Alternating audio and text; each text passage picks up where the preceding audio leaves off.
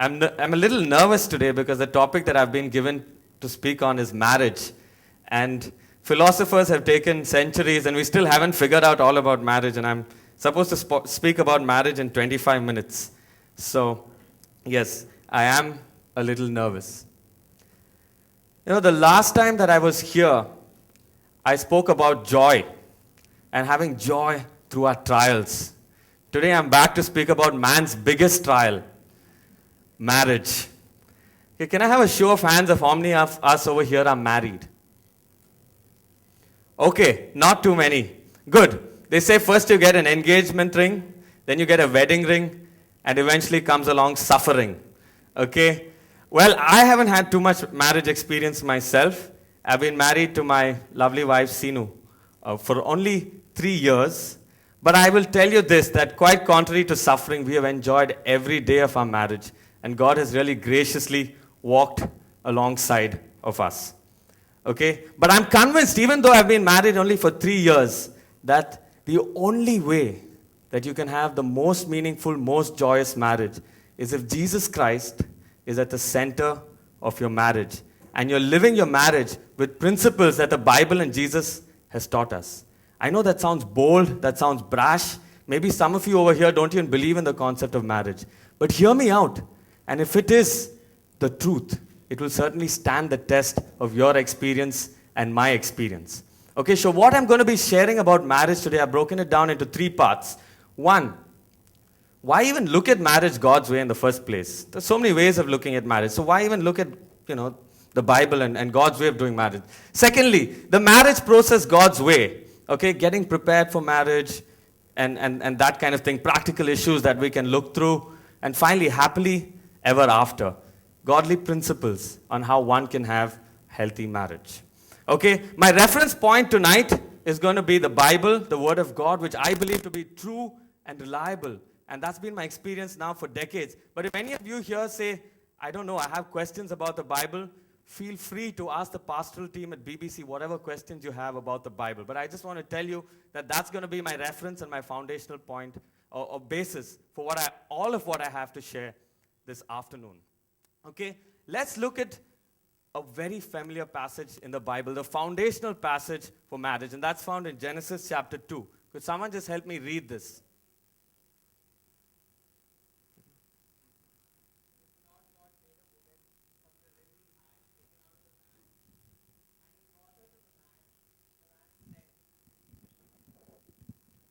This is now bone of my bone and flesh of my flesh.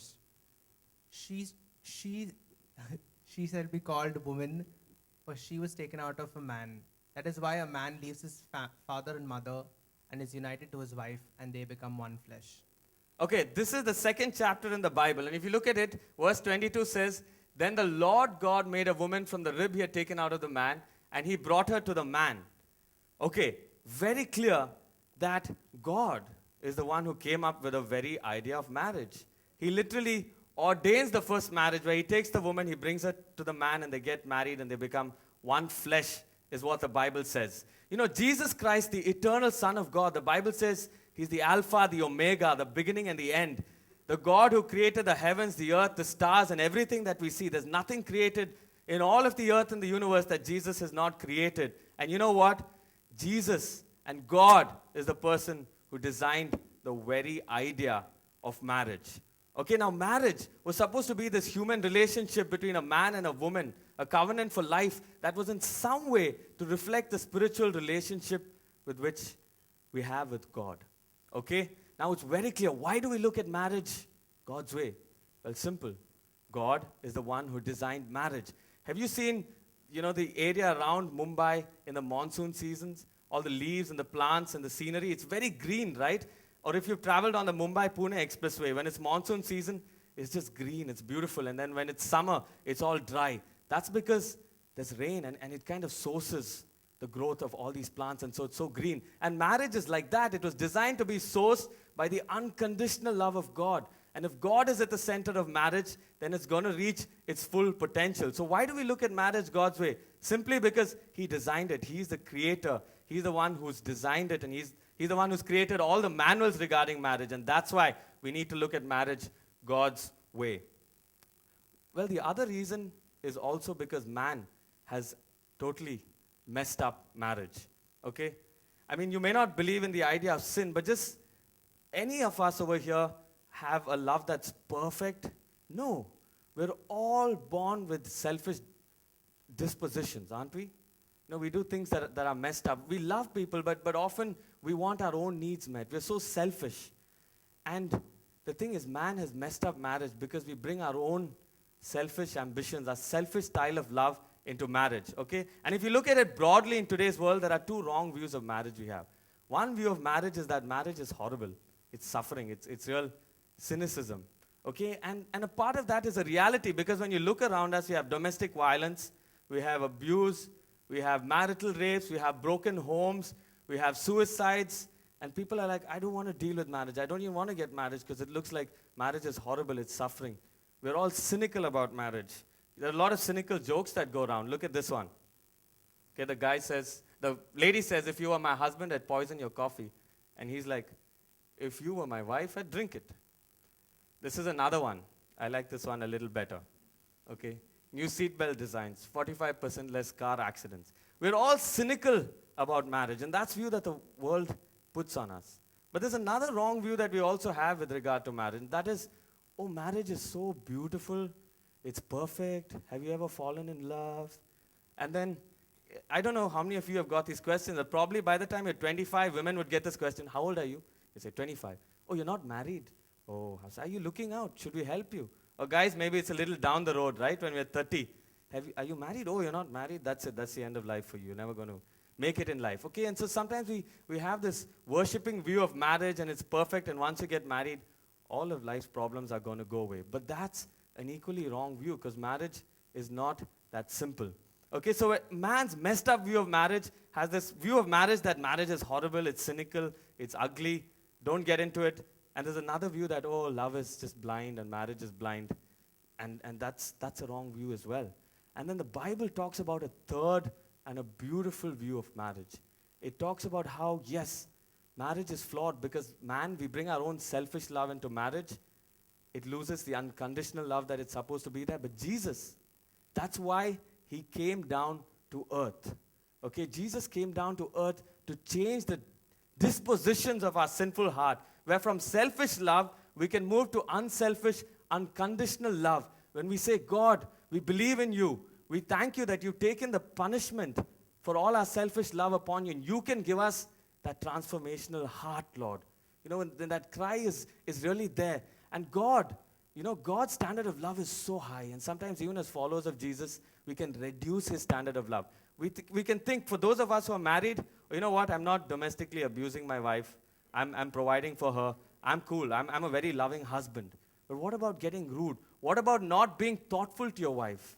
And for Jesus, that's as equally abominable to him as domestic violence. You see, God doesn't have different standards of love. God's standard of love is so high. And especially as followers of Jesus, we reduce God's standard of love to a bunch of rules of don't do violence, don't do these things. And we forget that God's standard of love is so much higher than ours. He's eternally patient. Okay, he's always looking out for the other person. He doesn't love based on how the other person loves us back. And in our relationships with our fathers or our mothers and people around us, we have the disposition where if they're nice to us, we're nice back to them. And there's a patience, there's a limit to our patience. And we bring that same disposition into marriage. And that's why we need to go back to Jesus and say, Lord, you can redeem my marriage, but there's no other way to live a marriage except, Lord, if I receive your kind of love. And when a husband and a wife both receive God's kind of love, just think of the beauty in a marriage. I guarantee you this. Look for a marriage where a guy is looking out for the wife's need, where the wife is looking out for the husband's need. They both love Jesus. That marriage cannot be a failure. There are certain principles in the Bible, they will just work for you because it's the truth. And God's redeeming view of marriage is that when a husband and a wife have a beautiful, redeemed relationship with Jesus individually and together, then your marriage is so much more beautiful because what you do as a couple, what you do with your finances, enjoying a sunset together, talking about struggles, even in conflict with marriage, God walks alongside in your marriage. It's not a bunch of rules, but it's a third unseen person in your marriage. Okay, so just simply to recap, why do we look at marriage God's way? Well, one, God is the designer of marriage. He created it. There's no other way to look at marriage but God's way. Secondly, we have messed up marriage and we fall into these wrong views of marriage is horrible, or I can work out my own marriage, this is great, it'll be awesome. And the third reason is that God has redeemed marriage. And if we want marriage to get back to what it's supposed to be, yes, it can be beautiful. We can do so only when we look at the principles that God has laid out. Okay, that's really a recap of why we must look at marriage God's way. Let's get a little bit into the marriage process. Okay? Now, firstly, we need to pick the right life partner. And I do know that this is a 4-part series and that has already been covered, so I'm not going to get into that. If you have any questions, Daniel is a great guy to speak to, and he'll tell you how to pick a godly life partner. All right? But I'm not, and if you have questions later, we do have a Q&A session. Feel free to, ask some of those questions even there. But I'm not getting into that.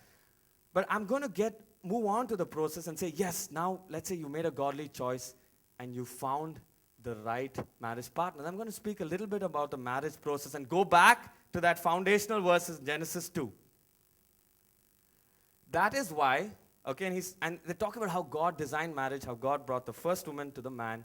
He literally solemnizes their marriage, and then the Bible says that is why a man leaves his father and mother and is united to his wife, and they become one flesh. Okay? So there seems to be a process of leaving your father and mother, leaving that family unit, and there is a uniting with your wife, and let's call that cleaving. All right? So there's a process of leaving, and there's a process of cleaving. Now let me ask you all a question. When do you think a man or a woman comes out of parental authority? Let's just hear everyone out. Don't be afraid of wrong answers. This is a bit of a no hard and fast rule about it. But when is a man or a woman released from parental authority? Is there something like that? 18 years? Thank you. Anyone else?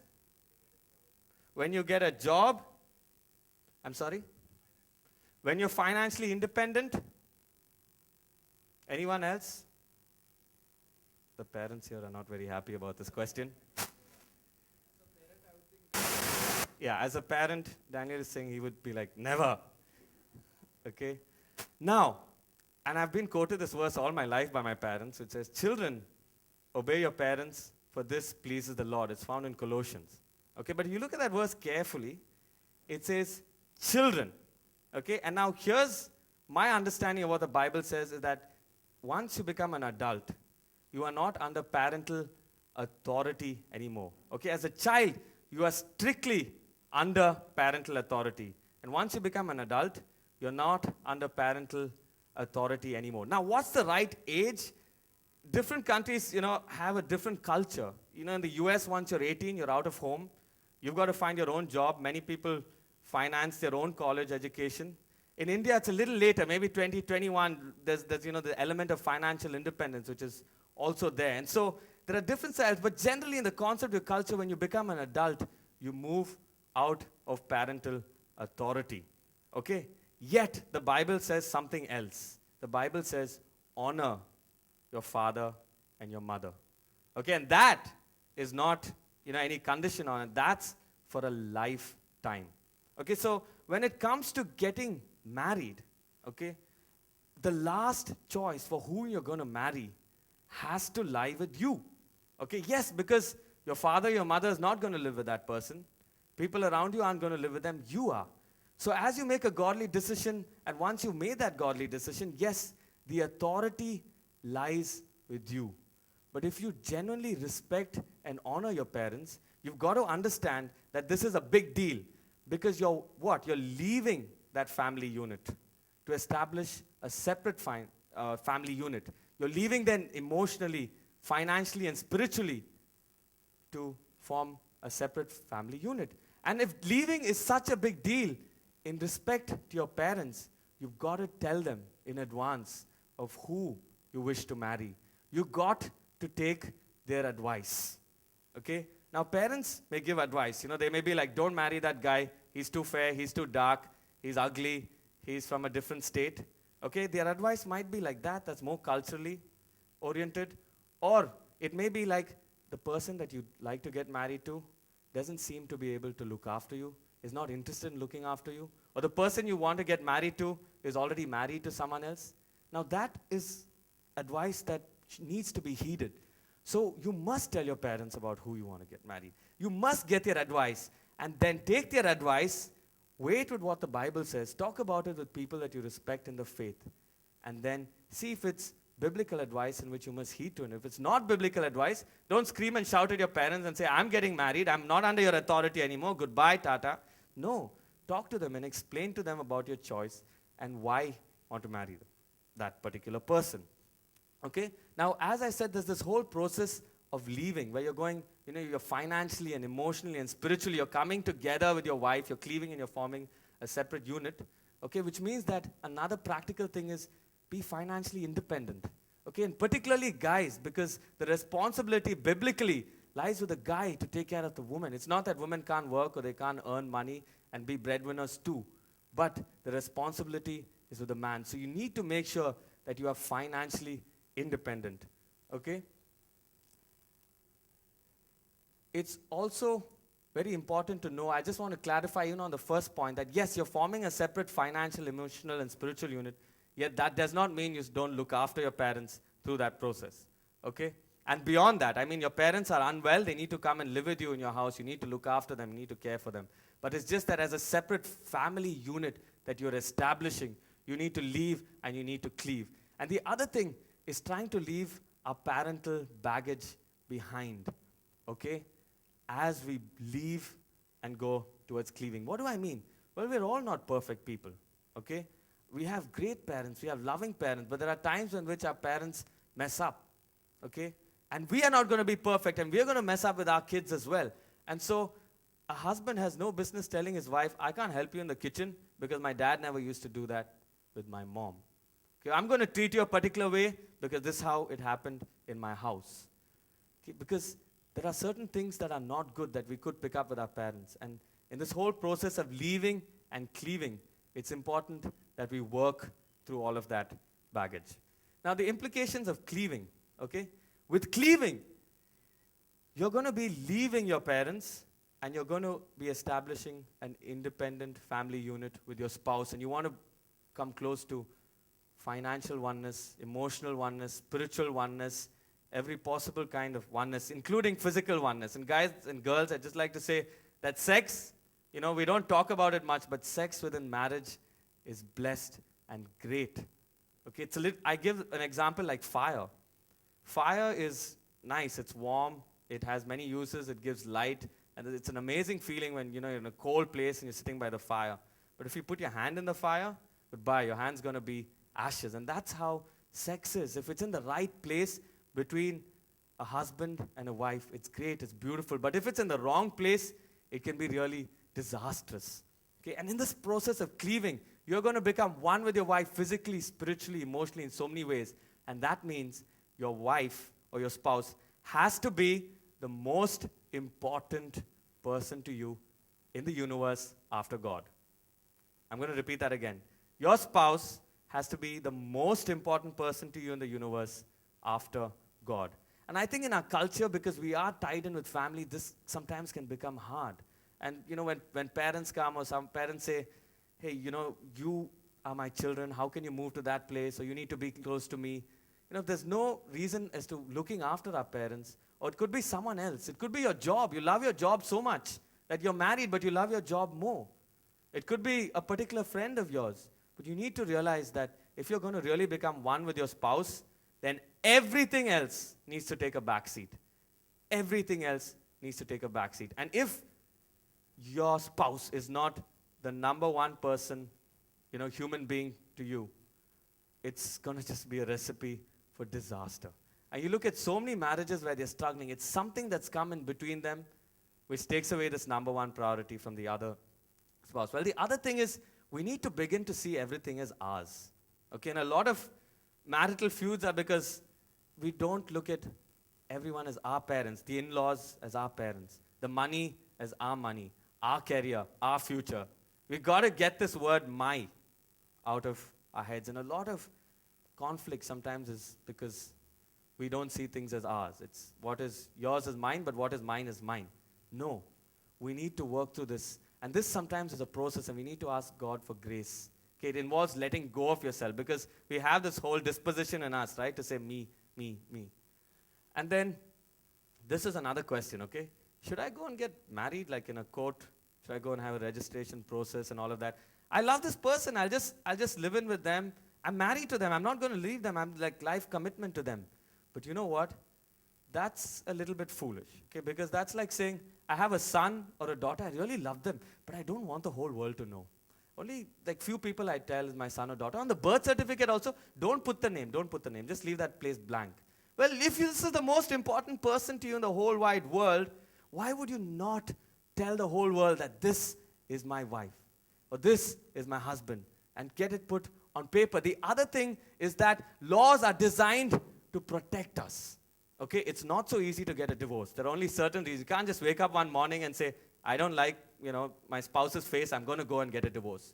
Laws are there to protect us and make us do things. And that's why even in the Old Testament, if you look in the Bible, there are a lot of laws. And even today, say Christ did not come to abolish the law, but to fulfill the law. The law is a protective boundary. So if the law is good, let's go and submit to the law. And the Bible calls us to submit to the law. Okay? So I think that's extremely important for couples to go and get married by the laws of the land. Okay? So I think I've spoken a bit about the marriage process. I'll be happy to take questions after. And finally, let me talk a little bit about 4 principles that Sinu and my mentors, they taught us, at our pre-counseling sessions before we got married and even after we got married. These principles have really, really helped us. Okay? Principle number 1, marriage is a lifetime commitment. Okay? It's stronger than a contract. Okay? Contract is something that's a legally binding term, but this is a covenant, and it's for life. There is no trial and error. Okay? There's no word like I'm out once you are married. In Matthew chapter 19, it says when God brings people together, and I said it's God who brings couples together, then let no man put asunder. Okay, so it's a lifetime commitment, and we need to know that. We need to live that, which means it's not based on the circumstances of how my wife is doing. I need to be committed to her, and this is a commitment for lifetime. And this, sadly, in our culture today, is fading. It's fading. It's cool to be married till it's all convenient, and when something's going wrong, it's okay to walk out, and it's that person's fault. But that is not what marriage is all about. Marriage is all about giving. And that brings me to my second point, which is unconditional love. Okay? How many of us here have felt in love before, had feelings of love? Wow, there are a lot of people lying also in church today. Okay. But hey, feeling in love is great. There's nothing wrong with it. Okay? And even with the person we marry, we would have feelings of love. But love is not just a feeling. Love is a decision. Let me repeat that. Love is a decision. It is the act of the will. You look at love in the Bible, to 1 Corinthians 13, that's quoted everywhere about love. It says, love is patient. All action words.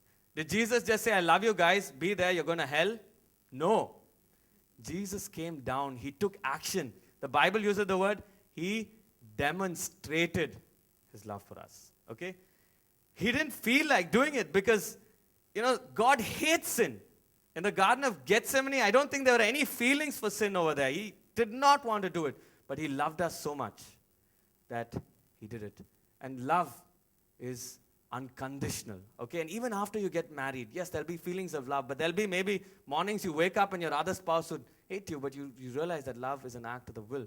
I'm a messy person, okay? So my wife will find my shirt somewhere, my pants somewhere. I'm sure there are mornings she wakes up and she's like, I don't feel like loving this guy. I mean, he's bringing total mess and chaos into my life. But love is an act of the will. And thankfully, she still continues to stay with me, even though I'm a messy person. I'm trying to work on that. Faithfulness and trust. Okay, this is very, very important. They go together, faithfulness and trust. You need to build an environment where you are fully trusting the other spouse and you're fully also faithful to your spouse. But it also means that we do practical things that will create healthy boundaries so that we have faithfulness and trust. Okay? Simple. For example, once you're married, there is no reason why you should spend a lot of time with some other person of the opposite sex. I mean, we're all prone to temptation. And you may say, no, I'm just meeting that person, I'm just doing this. But when you don't keep boundaries around protecting faithfulness and trust, we're fooling ourselves because you know what? We're so weak, and one thing can always lead to the other. And so Sino and I have a few ground rules. So we're never alone at home with a person of the opposite sex. Of course, family, kids, different. But otherwise, never. And there's no reason why you need to have a mutually exclusive relationship with the person of the opposite sex. I mean, even if you're saying, I want to give godly counsel, well, take your wife along and give godly counsel, to the person of the opposite sex. These are important rules that we need to keep in place. And sometimes the world will tell us that you're being stupid, you're being foolish, you're being legalistic. No, these are not rules. This is about guarding a relationship. Okay? Finally, spiritual unity and oneness in Christ. Okay? Jesus needs to be the foundation of our relationship. And I went back and I spoke about how only God can redeem marriage. I mean, it's more and more, if you try on your own, you'll find that you don't have the strength to live a marriage that's Christ-like. And so we really need God to be the center of our marriage. And if every day you're going to God and you're receiving His love, okay, and you're like, Jesus has forgiven me even though I'm such a mess up, it's so much easier to love your spouse who may mess up. And likewise, and so it's really important for us to focus on spiritual unity. And that's why the disciplines are important even as a couple, to spend time together reading the Bible, to spend time together praying, okay? Even if you have a dispute, guys, take it to God and say, God, we're unable to agree on this thing. And you'll find that the Bible really, these are all principles, but there's no rule making about having successful marriage, because you know what? You have a person walking along with you in your marriage. The Holy Spirit, He lives in us. And there's a third unseen person in your marriage. And when the Holy Spirit is the head of the home, when God is the head of the home, you will definitely have a beautiful marriage. And Philippians 4:7 says, do not be anxious about anything. So on marriage, there might be so many anxieties about finances, about children. But the Bible says, with everything, submit your petitions with thanksgiving. Okay? And the peace of God will rule our hearts and our minds in Christ Jesus. And so I'd like to leave us with this beautiful diagram. God, husband, and wife. Okay? And it's really having God at the center of our marriage. God has a plan for each one of us as couples. There's an individual plan. And as couples also, you know what? God wants you to go out and glorify Him, to be a blessing to others. And only when God is the center, your full potential as a couple can go out. And Sino and I think we really enjoy Jesus being in our marriage. It makes a difference when we go to a quiet place, we see a beautiful sunset, and together we can hold hands and know that God is with us, enjoying that sunset and saying, God, thank you for all that you've blessed us with. Thank you for this marriage. Thank you for our love.